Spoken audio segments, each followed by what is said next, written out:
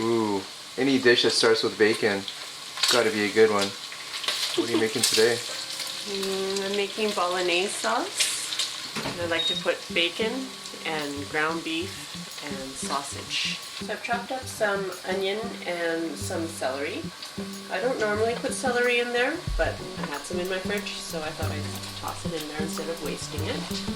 So I'm just going to finish browning my bacon. I'm going to scoop that out a little bit and pour out the fat. I'm trying to render as much fat as I can.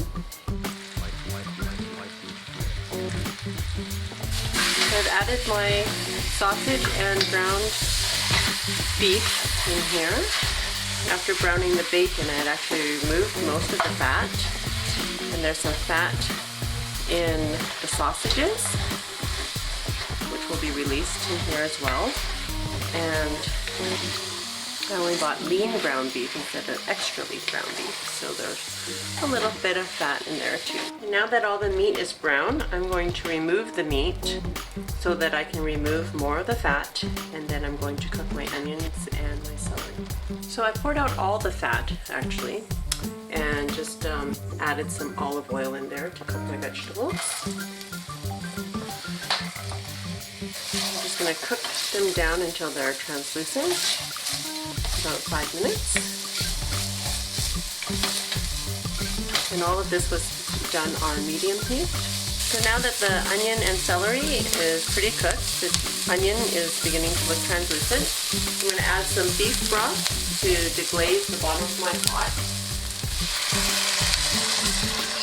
Deglazing will help get the rest, all the flavor of the brown bits at the bottom of the pot, and it cleans my pot a little so that I don't have this thick burnt residue at the bottom. I'm now going to add my tomato paste. Now, tomato paste always comes in these little cans, but you only ever need to use a tablespoon. So what I've started to do was freeze them into these little portions in the freezer, and when it's time to use it, I just take it out and I can just plunk it into whatever I'm cooking and add the tomato paste and not waste a whole can. So now that the tomato paste has melted into the broth, I'm going to add my 3 jars of tomato paste. Not tomato paste, tomato sauce. I'm cheating because tomato sauce already has all the herbs and stuff in it, but I'm making the Bolognese just from tomato sauce and my ground meat and bacon.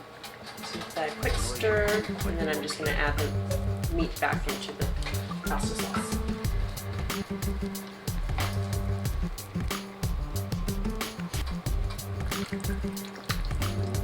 Then I'm going to let it simmer until it's ready for dinner. So at least I would let it simmer for at least half an hour. The longer you let it simmer, the more tender the meat will be, and the more time to allow the flavors to blend in to one another. So it's 5 o'clock right now for us. We normally have dinner at 6. I'll give this an hour on the stove. Okay, so the pasta sauce is done now. And I like to cook my spaghetti a little bit with the sauce. I'm just going to scoop some sauce in there. Put the spaghetti back in.